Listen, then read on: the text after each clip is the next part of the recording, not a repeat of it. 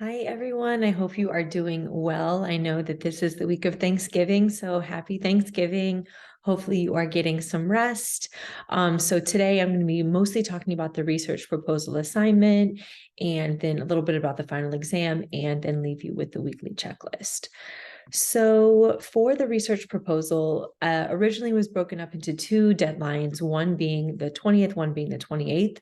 For the past couple of weeks, I've been letting you know it is okay if you turn in both together by November 28th. So it's two parts to the project. The first part is the paper that we have been working on throughout the semester, where you're going to have your research question, your method, your literature review, and your data analysis section. So in a moment, I'm going to show you the rubric for that and the paper. So let me go on over to there. So here is the link to the research proposal. So you can see an example of what it looks like. So here you can see the research issue, summary of prior literature, research questions, purpose, significance, all for the introduction, then the method, the design, setting, participants, data sources, collection, and then finally your data analysis. And then your references at the end and any appendices that you have. So I went ahead and added a rubric to iCollege. Let me find that for you. Okay, so here is the rubric that I'll be using to evaluate your paper component of the research proposal. So it's 10 points. So there are 10 things that I'm looking for each one. It can either be the full point or a partial credit if you have, if it's partial or incomplete in a way. So the first thing that I'm going to be looking at is in your introduction, your research issue. So for full credit, having an overview and introduction to the research issue. Then the next component is the literature review. So this will be a discussion of 3 to 5 scholarly sources related to the topic.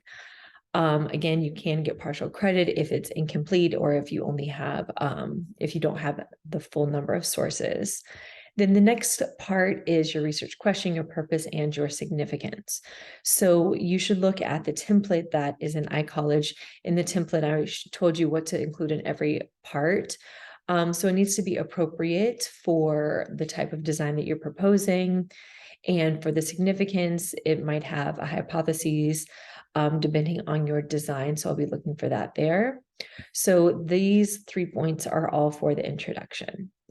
Now moving on to design. So the first one is under method, your overall design.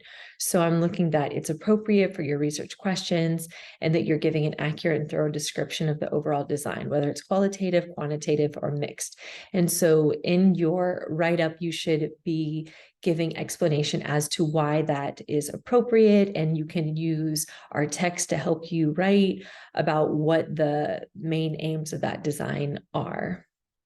Next, I'll be looking at the research setting and participants component, a complete description of your proposed setting and potential participants, including methods that you will use to sample or recruit participants. The next part is still under methods, your data sources and instruments, and your data collection procedures. So I'm looking that you are writing and identifying the appropriate data sources for your design, and then giving the steps that you'll use to collect the data that you are proposing, including how you will interact with participants. And then the next component goes with data sources. It's either a description of the data sources or artifacts. So this is for those, well, for everybody, but for instance, if you are doing an interview, you will include your research or your interview protocol, your questions. If you're proposing a survey, you will list your survey questions. If you are using existing data from maybe a state test, you will write a description, a brief description of what that test and data include, and cite the maker of the test that you are using. So that is what I'm looking for there. That could be in an appendix, or it might be in your data sources section that you have described what those data sources or instruments will look like, including if you're doing your own interviews, listing out the questions for a survey or a questionnaire. So that is 4 points for the method section. And then there are two sections for the analysis. The first one is the methods that you'll use to analyze, looking that the data analysis methods are appropriate for your design and for you to describe how and why those methods will be employed. And then lastly, looking at validity and trustworthiness, discussing how validity or trustworthiness will be established based on the design that you are using. And then the last point is for APA style, references, and writing, looking for APA style, making sure that you have those 3 to 5 scholarly references in your reference page, and then attention to writing style and mechanics that we went over last week in week 21. So this is a breakdown of how your paper will be evaluated.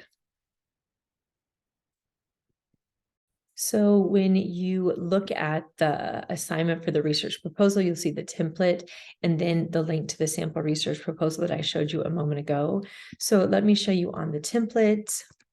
So you can download the template. Now on the template right here in brackets, you can delete this part, but this tells you exactly what I'm looking for in each part. And you can cross-reference this with the rubric as well to see what I'm looking for and where the points will come from. So in here too, I broke it down by design type. For instance, for the significance, if it's quantitative, you need to have your hypotheses. If it's qualitative, you'll discuss your expected outcomes, and then mixed methods, you would do both. Okay.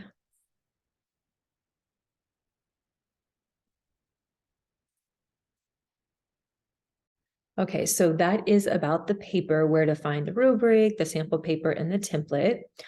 And then the next component is your video presentation. So this is going to be a short 3 to 5 minute presentation that you make where you are talking about your proposed study that to share with the class. So it might be 3 to 5 slides where you'll talk about your research question, your proposed design, your data collection, and your analysis. Just quickly talking through it to share with the class so everyone can hear your ideas and we can comment with each other. So after you have created your video presentation, it doesn't have to have video. It can, of course, but it could also just be voiceover on your slides. So after you've created your video, you will upload it to Perusal. Now, in order to upload it to Perusal, it needs to be a URL. So you need to make the video and then upload it to your Google Drive and make it shareable to everyone with the link, or YouTube, or even Dropbox. However you want to convert it to a URL. I've done either Google Drive or YouTube. Both of those work as long as you make it shareable. So once you've uploaded your video to your Google Drive or your YouTube, then you copy that link and you can upload it to Perusal. So in Perusal, we have a shared folder under the library. So you have used the assignment tab to find your assignments, like your article critique assignments. Next to that, you will see a library tab, and there's a folder here that you are allowed to upload your own artifacts into. So you will click over on the right where it says upload file, you'll click video, and you will paste the URL to your presentation there, and it will go here to research proposal presentations.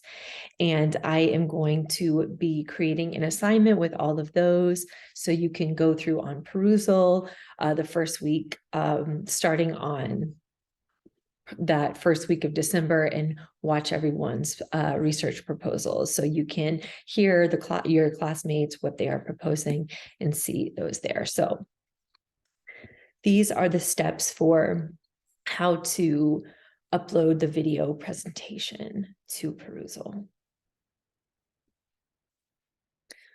Now, the next thing that we have is the final exam. And so this week, I'm going to be creating an optional assignment in Perusal that will be review. So I'll post a review lecture, some review questions, some review slides, just like we did for the midterm.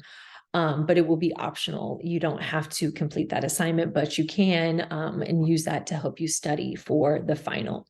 So the final is going to be available on November 28th, and it's due by December 6th.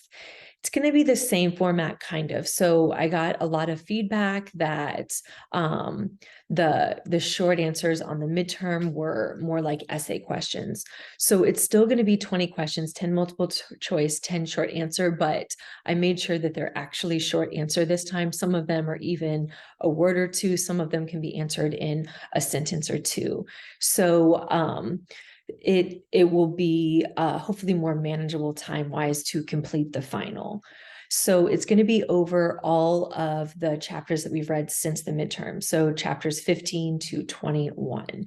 And again, I'll be posting a review assignment to perusal to help you study. And same thing as the midterm, I'll have a practice question similar to what is on the final, so you can get a feel for where you need to focus your attention when you're studying. Okay, so this is your checklist for this week. Of course, we've read the whole text at this point, so there's no perusal this week. Again, there will be an optional perusal posted sometime this week, but it's nothing that you have to do this week. So this week you are working on your research proposal and video presentation. Let me fix this date. So that is due by the 28th. You can turn in the paper early or the presentation early, or you can turn them in both the 28th. So that presentation that we upload to perusal, sorry, I had to edit this. So no perusal this week, but by the 28th, your research proposal paper and your video presentation are due, and you will upload that video presentation to perusal. Again, it needs to be a URL. So we do have one last optional Zoom that will be Thursday, December 1st. So this will be a study time for the final exam. So that's your checklist for this week. Please email me with any questions as you're working this week, and I hope you have a fabulous Thanksgiving. Bye-bye.